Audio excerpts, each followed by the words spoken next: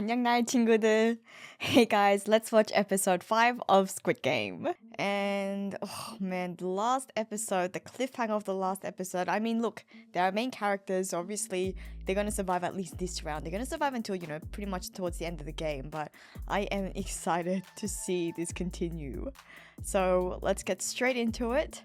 Episode 5. So we're picking up where we left off with them very close to losing the tug of war. Oh, nice. Oh, no, before they get up. Yes. Their facial expressions, their acting is so amazing in this scene. Just the desperation is crazy. The trick that the old man told them about the first person in the front is very important because you see it in their expressions, whether you're going to win or lose. They're that rock of the team. And here you see the opposing team, that guy, he lost. His face is all red, he's fearful, he knows he's lost. Oh man, can you imagine if both teams just went under? My goodness. That's so intense, This is the first time Kyun's thinking, he's realizing this is the first time really where he's really directly had a input in someone else's death. It was very it was a very direct conflict as opposed to the previous games. I mean, yeah, sure, they were killing each other in that chaotic game in the last episode as well, the game, but that was sort of defense. They were on the defense here. This is sort of them really actively trying to win over others, and he's realizing he has blood on his hands. Quite literally because of the burns maybe, but also figuratively as well. Oh, that's so dark. I don't think they were expecting them to come back. Oh, so that's how they do it. I was wondering how they, sort of secretly took the bodies. Yeah, because they need them alive. See, that's so rude what she's saying. That's so rude. It's, implying that you're freeloading off us after coming to our country. It's just quite discriminatory. It wasn't just as general as, has all you done just watch movies since you've come to Korea? It was actually, rather than working. Instead of working, being a good citizen is the only thing that you did, watch movies. I like the continuation of the very subtle ways that the director is looking at a lot of these different issues, but again, in just very, very subtle ways. Also, it looks like they're eating corn on a cob, and man, I love corn. I love roasted corn on a cob. This one looks really plain though. It looks like it might have been just boiled. I don't even know if they have salt or seasoning on that, but get some butter on there because that corn looks plain. Yes, Ali, that's right. You tell her. Yeah, it gets worse and worse. Ajumoni doesn't actually mean grandma. Grandma would be like 할머니. You would call them 할머니 because that grandpa, you call them 영감님, which is not grandpa, but it's a very respectful way to call an old man, like an old grandpa aged man, like that. You call him 영감님. It sort of means sir, but a very respectful way to call him an old man. 할머니 would be grandma. 아주머니 is what I was telling you guys last episode, I think. 아줌마 and 아저씨 and 아줌마, which is sort of something that you say when they're middle-aged. It's more for middle-aged women, not quite old women, but still, like I said, people still get offended. So him even going 아주머니, because that's even more, it's almost like putting an honorific on that. It's even more respectful than just saying 아줌마. So it does imply that she is a lot older, someone that he needs to, pay some respect to, and that's why she's a bit offended. This guy keeps getting negative and negative. Look, you survived because of that old man. You survived because that old man came up with a brilliant plan that saved you in that first, 10 seconds of the game. So stop with your complaining. Oh, that's rough. He didn't say let's do something as if let's take the attack, let's go on the offensive like the other guys suggested. He was saying we still need to keep watch. I think it's still a good idea to keep watch. He actually said it a lot more lyrically, I think there's going to be a lot of wind that blows tonight, to suggest that he could he could tear through the barricade. This guy is seriously getting on my nerve. Oh, that's very sweet. He saved the corn. So Hyung is just big bro, older brother. It's something that you just go from men to men, or just between males. And see how touched Ali is, because here he's been, to call people 사장님, to keep saying call other people boss, sir. It's quite, it shows how subservient he had to be, because he's obviously not Korean, and he's a foreigner in Korea, and so he's always been told to stay that role, even with Minyo saying like, why is he in our team? And the racism that he would have faced. And so for Sangwoo to be like, no, just call me Hyung, it's like, it means a lot. It suggests that they're friends. It suggests that they have a bond. See how he keeps using it? He's so proud. It's just so sad because I'm sure Sangwoo realizes in the back of his head, only one person can survive. He's dooming himself by making friends here. What's going on? What? Who had... Oh, he's imagining... Oh, must be what he was talking about with his wife back in I think episode 2. Oh, this is what happened at work when he said someone died right in front of his eyes. Oh.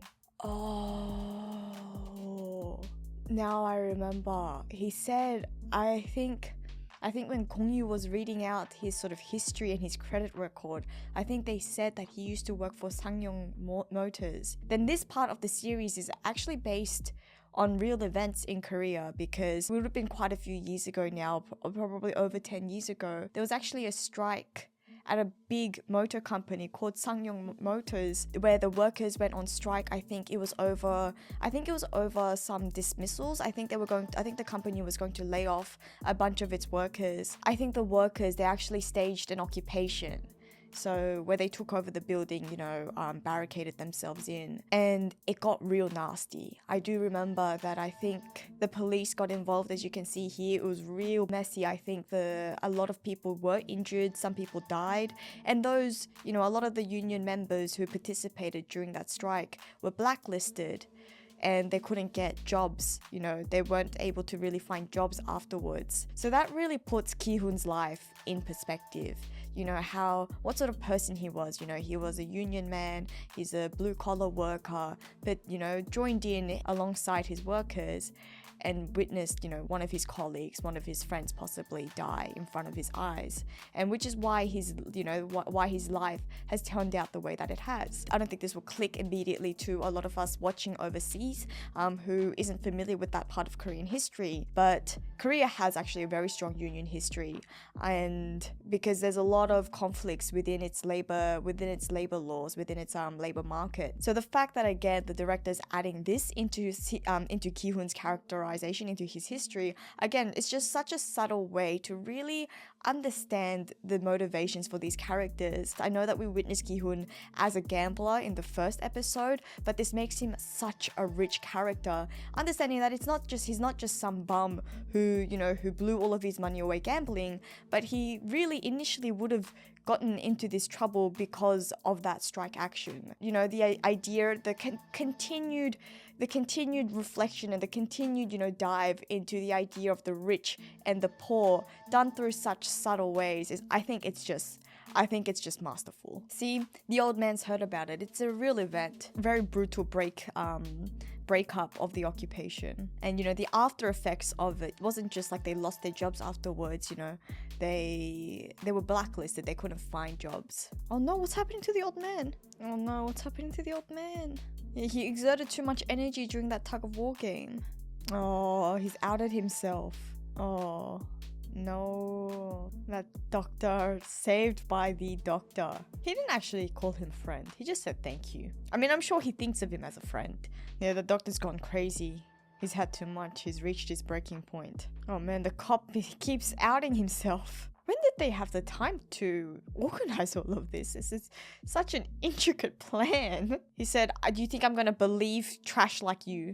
Man, it really just shows how irrational people can get, because the doctor, I mean, I'm sure if he went, I don't think Toksu would have killed him. He would have said, okay, I'm going to find out the game soon. If you kill me now, you're not going to be able to find out. Ooh, no. Ooh.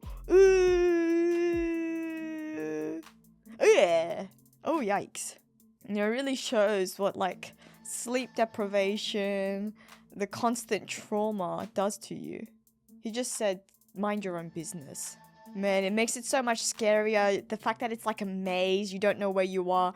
Oh, and then he's ended up in that room. He said, do you want me to check after I kill you? I'll check myself. I'll kill you myself. Oh ho ho! Oh, that was his brother. He said, yeah, I'm a human just like you. I'm just a person just like you. Take a mask. What if someone's up there? Hey, it's that Jazz, the record player from earlier. You know, there's a reason why he's the front man, why he's at the top. He's smart. That siren's for you, man. You gotta work quick. What? 1999? This game's been going on for 20 years. Yikes. That's nuts. They're so technologically advanced and they didn't think of backing this all up electronically and getting rid of these paper records. Why would you leave a paper trail? Oh no, the old man can't get up. It's so sad. Oh, this is the list of winners.